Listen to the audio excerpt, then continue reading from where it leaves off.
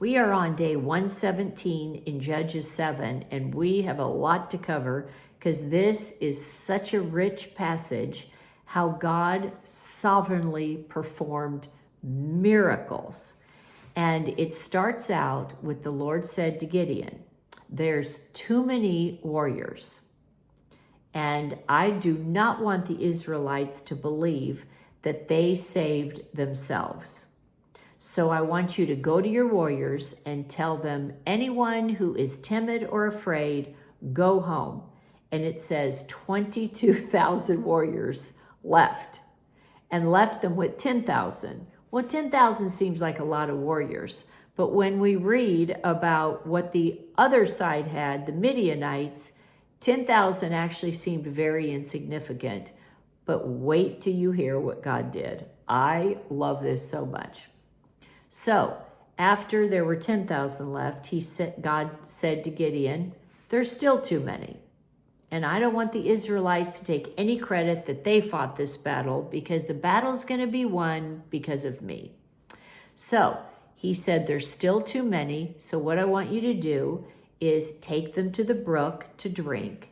And if they take their hands and they cup their hands and they lap it up like a dog, that's one way. The second way is if the men kneel down and drink directly from the stream. In other words, put their face in the stream and drink directly from there. And there were 300 men who drank by cupping their hand. So this is so amazing to me. I just love God so much.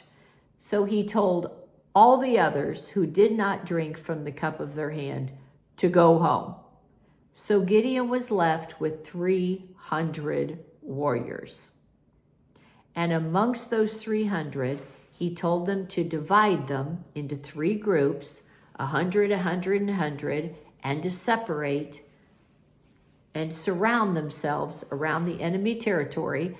And they had torches and clay pots that they were going to break. Now, I mean, is this the most ridiculous thing in the natural? But yet, nobody's going to say that Israel won the war. It's got to be God. So I'm going to read you some of this because it's just so amazing. It says, the Lord told Gideon, with these 300 men, I will rescue you and give you victory over the Midianites. So Gideon collected the provisions and ram's horns and the other warriors and sent them home. But he kept 300 men with him. I mean, this is just only God. The Midianite camp was in the valley below Gideon. Now wait till you hear about their camp. That night the Lord said, get up, go down to the Midianite camp, for I have given you victory over them. But, this is what I love, if you are afraid to attack, which would be easy to do in the natural, if you are afraid, go down to the camp with your servant Purah, listen to what the Midianites are saying, and you will be greatly encouraged. Then you will be eager to attack. So they went down, he and Purah, and it says their camels were like grains of sand on the seashore, too many to count. It'd be like, you got to be kidding me. Then it says that Gideon crept up just as a man was telling a companion, because not only did they have that many camels, but it says they had so many people, it would be like swarms of locusts. Can you even believe that? And they overheard 2 Midianites speaking, and the man said, I had this dream, and in the dream a loaf of barley bread, came tumbling down into the Midianite camp. It hit a tent, turned it over, and knocked it flat. A loaf of barley bread. His companion answered, your dream can only mean one thing. God has given Gideon, son of Joash, the Israelite, victory over Midian and all of its allies. When Gideon heard the dream and its interpretation, he bowed in worship before the Lord. Then he returned to the Israelite camp and shouted, get up, For the Lord has given you victory over the Midianite hordes. He divided 300 men into 3 groups and gave each man a ram's horn and a clay jar with a torch in it. For the Lord and for Gideon, they were yelling, the 300 men, the warriors, 100 men with each, reached in the edge of the Midianite camp. Suddenly they blew the ram's horns and broke their clay jars. Then all 3 groups blew their horns and broke their jars. They held the blazing torches in the left hand and the horns in the right hands as they shouted, "A sword for the Lord and for Gideon." Each man stood at his position around the camp and watched. This is the best.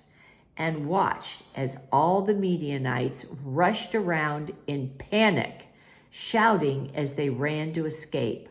When 300 Israelites blew the ram's horns, the Lord caused the warriors in the camp to fight against each other. Are you loving this? Is God amazing?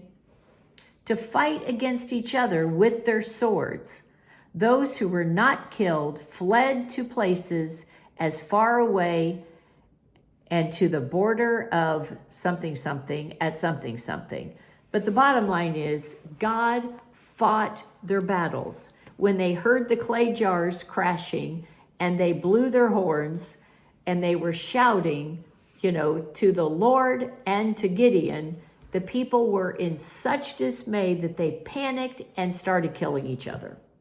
Now that is God fighting our battles. So don't ever look at numbers.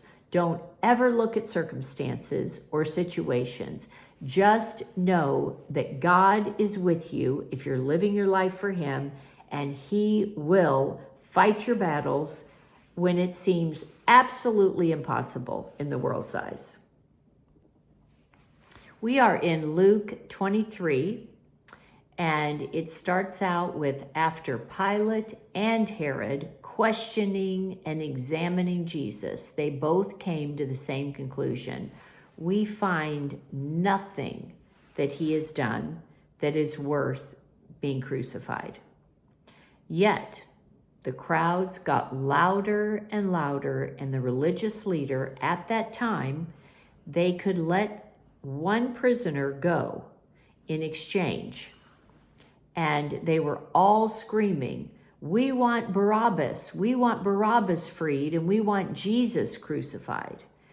And here's the reality.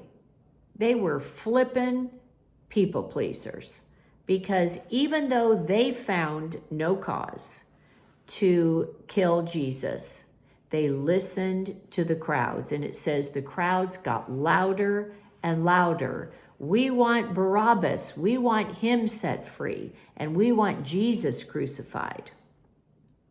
Well, they followed the crowd. These 2 rulers with all the power in the world, they could have stopped it. And yet they cowered and listened to the people, and they handed Jesus over to be crucified in the place of Barabbas, who truly was a criminal. He was a revolutionist and a murderer, the scriptures say. And here is Jesus, who did nothing, yet they were so completely threatened by him, all the religious leaders, not all, because there were some that totally believed, but a large group of religious leaders all wanted to get rid of Jesus because he was such a threat to them.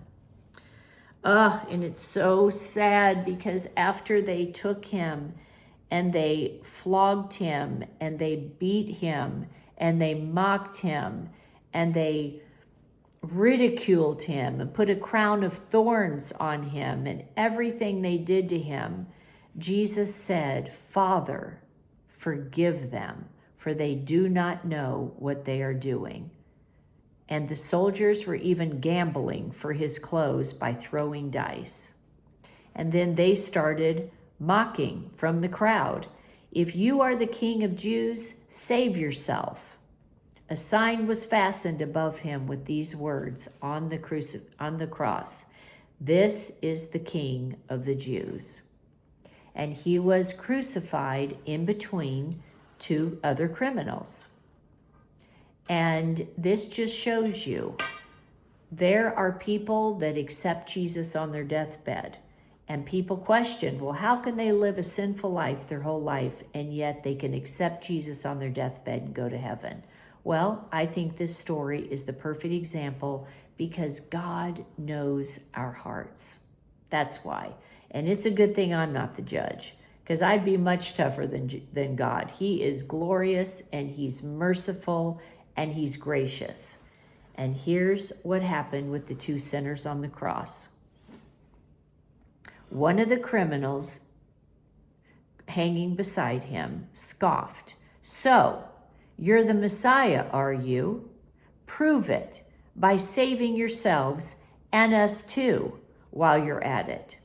But the other criminal on the other side protested, don't you fear God, even when you have been sentenced to die? We deserve to die for our crimes, but this man has done nothing wrong. Then he said, Jesus, remember me when you come into your kingdom. And Jesus replied, I assure you, today you will be with me in paradise. That is a gracious God. In Psalm 97, my favorite part is, those who worship our idols are disgraced, all who brag about their worthless gods, for every god must bow to him. For you, O Lord, are supreme over all the earth. You are exalted far above all gods. You who love the Lord hate evil. He protects the lives of his godly people and rescues them from the power of the wicked. Light shines on the godly, and joy on those whose hearts are right. May all who are godly rejoice in the Lord and praise his holy name. And then the Proverbs is Proverbs 14, 7 through 8, which says, stay away from fools, for you won't find knowledge on their lips. The prudent understand where they are going, but the fools deceive themselves.